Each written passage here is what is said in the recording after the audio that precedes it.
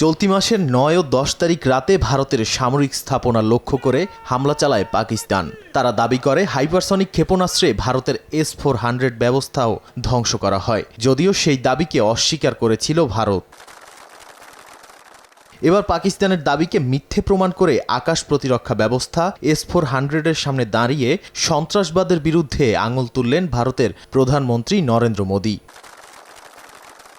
মঙ্গলবার পাঞ্জাবের আদমপুর বিমান ঘাঁটিতে ভারতীয় বিমান বাহিনীর সঙ্গে সাক্ষাতে নরেন্দ্র মোদী হুঁশিয়ারি দিয়ে বলেন, সন্ত্রাসের মদতদাতাদের ঘরে ঢুকে প্রতিশোধ নেবে নতুন ভারত, পালানোর সুযোগ দেয়া হবে না।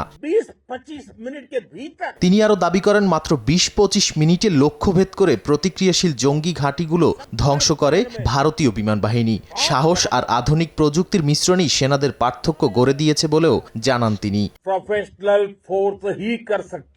সশস্ত্র বাহিনীর সমন্বিত অভিযানের প্রশংসা করে মোদী জানান, বিমান বাহিনী আঘাত এনেছে, নৌবাহিনী সমুদ্রে আধিপত্য দেখিয়েছে, আর স্থলসেনা সীমান্ত শক্ত করেছে। এই হলো নতুন ভারত।